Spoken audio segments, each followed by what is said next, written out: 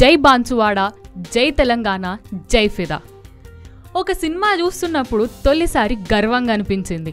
Cinema షురు అయిన కాడికెళ్ళి శుభం card వాడేదాకా మొత్తం తెలంగాణ పద్ధతులే కనబడ్డాయి. భాష, యాస విషయంలోనే కాకుండా ఫ్రేమ్లో కనబడే చిన్న ప్రాపర్టీ కూడా తెలంగాణ పల్లెల్లో ఉన్నట్టే ఉన్నది. కాలేజీకి పోతున్న కాడికెళ్ళి చక్కరి పుడిగే లగ్గం, ఆఖరికి లగ్గంల తిండి కూడా తెలంగాణ ప్రాంతంలోనే జరిగినట్టే చూపించిండు. సినిమాల్లో గోంగూర పచ్చడి, కాకినాడ కాజాలు, సూషి విరక్తి చెందిన సాటి తెలంగాణోడికి ఉసిరికాయ తొక్కు, మిరపకాయ బజ్జీలు, మటన్ కూర, ఇస్తర్లు అన్ని సినిమాల మంచిగానే అనిపిస్తాయి. ఇంకో ముచ్చటేందంటే సినిమాల బతుకమ్మ పాట రాగానే ఒకటే లొల్లి టాకీస్లా. ఈ లొల్లి చూస్తుంటే ఒకటే అనిపిస్తుంది, తెలంగాణలో ఏ స్టార్ పనికిరాడని.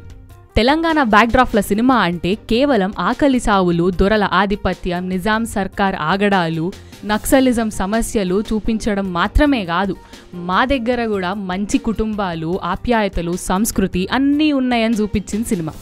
ఈ విషయంలో దర్శకుడికి 100కి 100 మార్కులు వేయాల్సిందే.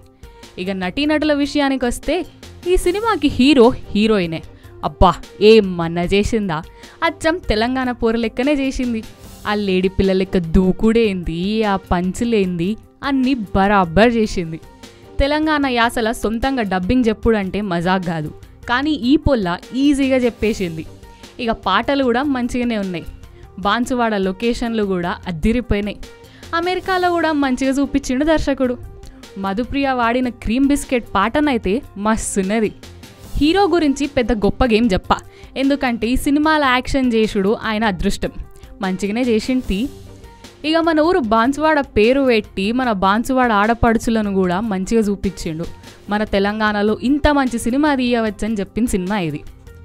ఇక దిల్ రాజు గురించి చెప్పాలా, ఈ సినిమా తీయడానికి మంచి ధైర్యమే చేసిండనొచ్చు. దర్శకుని ఎన్నుకునే కాడికి వెళ్ళి పైసలు ఖర్చు పెట్టుడు దాకా పర్ఫెక్ట్ చేసిండు. ఫస్ట్ టైం తెలంగాణోడు అనిపించుకోండు. Thanks Dil Raju for giving a beautiful Telangana movie. ఫిదాకి అందరూ ఫిదా కావాల్సిందే భయ్, కంపల్సరీ చూసే సినిమా ఇది. జై బాన్సువాడ, జై తెలంగాణ, జై హింద్.